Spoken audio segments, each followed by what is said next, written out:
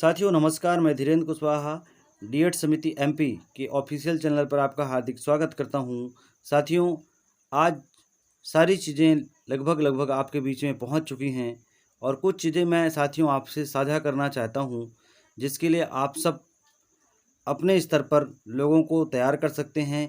लोगों को इस वीडियो को शेयर करिए ताकि लोगों को अच्छे से जानकारी हो सके चीज़ों की और ज़्यादा से ज़्यादा लोग इस मुहिम में पार्टिसिपेट कर सकें। साथियों, माननीय सुप्रीम कोर्ट का निर्णय 11 अगस्त को जारी होता है और उस दिन से एक ऐसी स्थिति बन गई है, एक ऐसा युद्ध शुरू हो गया है सोशल मीडिया और हर जगह, यहाँ तक कि न्यायालय में भी लोग गलत तरीके से चीज़ों को रख करके माननीय सुप्रीम कोर्ट के आए हुए जो निर्णय का जो माननीय हाई कोर्ट, जैसे आपने छत्तीसगढ़ में देखा माननीय हाई कोर्ट के द्वारा किस तरह से चीज़ों को किया गया, फिर किस तरह से लोगों ने उस चीज़ को डाइल्यूट करने की कोशिश की। तो इन सारी चीज़ों को लेकर के कई दिनों से इस विषय मत जो पूरे भारत देश की बीएसटी संघर्ष समिति है, कई सभी राज्यों के यूनिट मिल करके इस बात पर चर्चा कर रही थी कि जो अलग अलग राज्यों में अलग अलग स्थिति बन रही है, कहीं ऐसा न हो कि अलग अलग डिफरेंट हाई कोर्ट से डिफरेंट चीज़ें निकल कर ना आ जाएं, एक ऐसी स्थिति तैयार हो जाए कि लोगों के लिए समस्याएं खड़ी हों, जबकि हमारी जीत हुई है। और यदि इसमें कहीं भी थोड़ा बहुत नुकसान होगा तो उस पक्ष का नुकसान होगा जिसकी जीत हुई है। तो साथियों, इस बात के लिए चर्चा हो रही थी कि माननीय सुप्रीम कोर्ट में डेट क्लेरिफिकेशन को लेकर के एक आवेदन दायर किया जाए और इस चीज़ के लिए क्लैरिफाई कराया जाए। साथियों, इसी बीच में, इस मंथन के बीच में आज जब इस चीज़ के लिए हम लोग निष्कर्ष पर पहुंच गए और जैसे ही हम लोगों ने इसकी फंडिंग पूरे देश लेवल पर शुरू की, उसी समय जानकारी आती है कि विपक्ष के द्वारा एक केस लगाया जाता है जिसमें वो ये चाहते हैं कि 18 से 23 तक, जिन्होंने 18 से 2023 तक बीएड का कोर्स किया है, उन्हें रिलैक्सेशन मिले और साथ में इस चीज़ को लेके डेट को लेकर के भी बातें रखी जा रही हैं। साथियों, ये तो एक असंभव सी चीज़ है, जिस चीज़ को अमान्य करार दिया गया है वो चाहे कभी की हो, उससे कोई मतलब नहीं। पर साथियों, इस बात पर चर्चा होगी कि डेट जो है माननीय सुप्रीम कोर्ट का निर्णय कब से लागू हो। साथियों, कल बिहार मामले में माननीय सुप्रीम कोर्ट से जस्टिस अनिरुद्ध बोस जी की बेंच का फैसला आता है, ऑर्डर आता है, जिसमें स्पष्ट तरीके से उसमें बताया जाता है कि जो माननीय राजस्थान हाई कोर्ट का फैसला है 25/11/2021 को, उसको हमने अपहेल्ड किया है।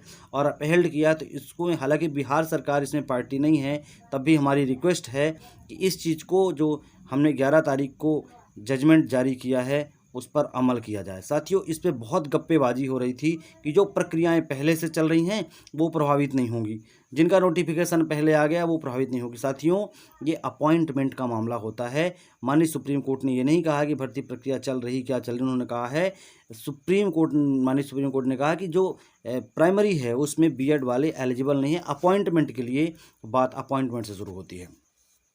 साथियों, ये तो बात हो गई कि अलग अलग हाई कोर्ट्स में मैटर चल रहा है जिस दिन से माननीय सुप्रीम कोर्ट का निर्णय आया है, और किस तरह से विपक्ष ने इस चीज़ को लेकर बड़ी चालाकी से चीज़ों को करने की कोशिश कर रहा है, ताकि इसलिए साथियों, इसमें अपने को, हम तो ऑलरेडी ही एप्लीकेशन के लिए जा रहे थे, तो हमें इसमें पार्टी बनना बहुत ज़रूरी है और पार्टी बन के अपनी बात को रखना बहुत ज़रूरी है। नहीं तो फिर से किसी तरह से चीज़ों को तोड़ मरोड़ के रखा जाएगा लोगों के द्वारा, और ये एक आपके लिए बहुत ही गंभीर स्थिति हो सकती है।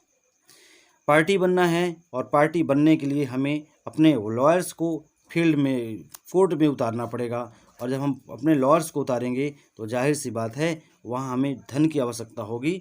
आप देखिए साथियों कि किस तरह से विपक्ष के लोग हारने के बाद भी कितनी एनर्जी के साथ काम कर रहे हैं, और हमें जीत मिली है, बरसों की मेहनत के बाद हमें जीत मिली है, और उस जीत को भी हम बनाए रखने के लिए यदि अपने साथियों की मदद नहीं करते हैं, टीम की मदद नहीं करते हैं, संघर्ष समिति की मदद नहीं करते हैं, तो फिर ये एक बहुत बड़ी हमारी हार है, हमारे मनोदशा की हार है।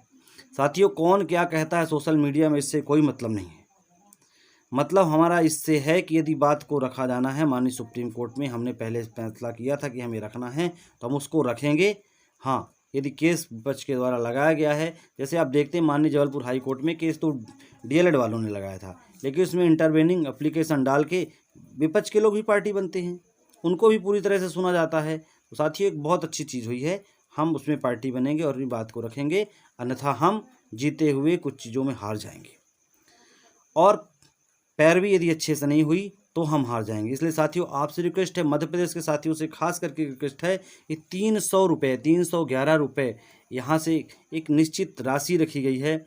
इतना हम एक दिन कहीं बैठ के समोसा चाय की दुकान पे बैठ जाएं तो खर्च हो जाता है साथियों। इसलिए आप सब सहयोग करें। आप 300 से ज़्यादा कर सकते हैं करिए, पर साथियों लास्ट में उसमें एक और नंबर ज़रूर लगाइएगा ताकि हमारी फंडिंग जो है स्पेसिफिक दिखे। और जो श्री राम सर का नंबर है उनके पर्सनल नंबर पे आपको सीधे व्हाट्सएप करना है, वहीं पे लिस्ट बनेगी ताकि चीज़ें जो है तो क्लियर रहें। साथियों अब इसके बाद हम आते हैं माननीय जबलपुर हाई कोर्ट के बारे में। आप सबके बीच में आप सबके मन में बहुत सारा डाउट होगा कि अभी फंडिंग माननीय सुप्रीम कोर्ट के लिए शुरू की जा रही है, इसके बाद जैसे ही 14 तारीख आना शुरू होगी तो मध्य प्रदेश हाई कोर्ट के लिए इसके लिए फंडिंग की शुरुआत की जाएगी। साथियों मैं आप सबको आश्वस्त और क्लियर कराना चाहता हूँ कि 14 तारीख की जो हमारी सुनवाई जबलपुर में होने वाली है उसमें हमें किसी भी तरह के फंडिंग की आवश्यकता नहीं है। हम उस स्थिति में हैं कि 14 तारीख 15 तारीख को सुनवाई यदि होती है, लगातार भी होती है, तो हम उस चीज़ को बहुत आसानी से हैंडल कर लेंगे, उसमें कुछ भी। इसलिए साथियों ज़्यादा से ज़्यादा जितनी ताकत हो सके आप इस चीज़ में लगाइए, और ताकि हम उस बात को रख सकें वहाँ, क्योंकि हमारा मामला अध्याधीन है। इसको थोड़ा सा आप चीज़ों को समझिए साथियों। समझिए कि हम माननीय हाई कोर्ट में जाते हैं 16 जून 2022 को जाते हैं, और इसके बाद अगस्त में रिजल्ट आता है। माननीय हाई कोर्ट के पास हम जाते हैं इस चीज़ के लिए कि हमें न्याय चाहिए, हमारा हक मारा जा रहा है। ये जो गजट है, नोटिफिकेशन है, गाइडलाइन है एनसीटी की, वो खारिज हो चुकी है और पूरे देश के लिए खारिज हो चुकी है, क्योंकि गजट नोटिफिकेशन एक है और यदि वो कहीं से खारिज होता तो पूरे देश में खारिज है।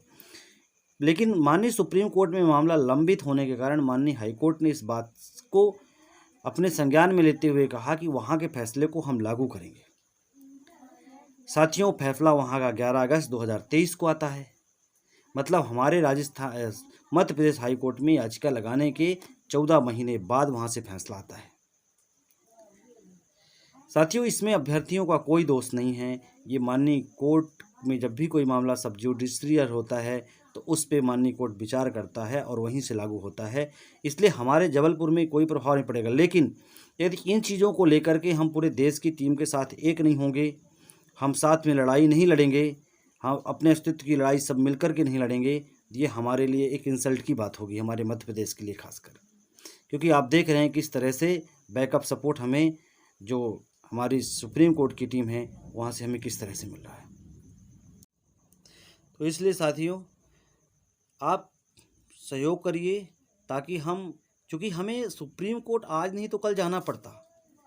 यहाँ से हम मध्य प्रदेश हाई कोर्ट से जो भी स्थिति होती उसके बाद हमें सुप्रीम कोर्ट जाना होता, हर स्थिति में जाना होता। इसलिए यदि इन चीज़ों को हम पहले ही क्लियर करवा लेते हैं तो ये हमारे लिए बहुत अच्छी बात होगी। यदि वहाँ से डेट का क्लैरिफिकेशन हो जाता है, विपक्ष के द्वारा खुद याचिका को लगाया गया है, तो उनको इस चीज़ को पूरी तरह से सर्वधार्य करना पड़ेगा साथियों। इसलिए हम अब वीडियो को यहीं से समाप्त करते हैं। आप सभी साथियों को वीडियो शेयर करिए, चैनल को सब्सक्राइब करिए ताकि हम जुड़े रहें। जब भी कोई जानकारी हम कम्युनिटी में भी डालते हैं तो आप तक बहुत आसानी से पहुंच सके, और आप हमेशा तत्पर रहें। मुझे पूरी उम्मीद है, पूरा भरोसा है अपने मध्य प्रदेश की टीम के ऊपर। जिस तरह से आपने विगत दिनों में काम किया है तो हम आपकी ताकत, आपकी ऊर्जा, आपके उत्साह को हम सलाम करते हैं और उम्मीद करते हैं कि आप और अच्छा बेहतर परिणाम देंगे ताकि हम इस लड़ाई को लड़ सकें। अन्यथा हम एक ऐसी स्थिति में पहुंच जाएंगे कि जहां से हम चीज़ों को डिसाइड नहीं कर पाएंगे कि हम करें तो करें क्या। ठीक साथियों।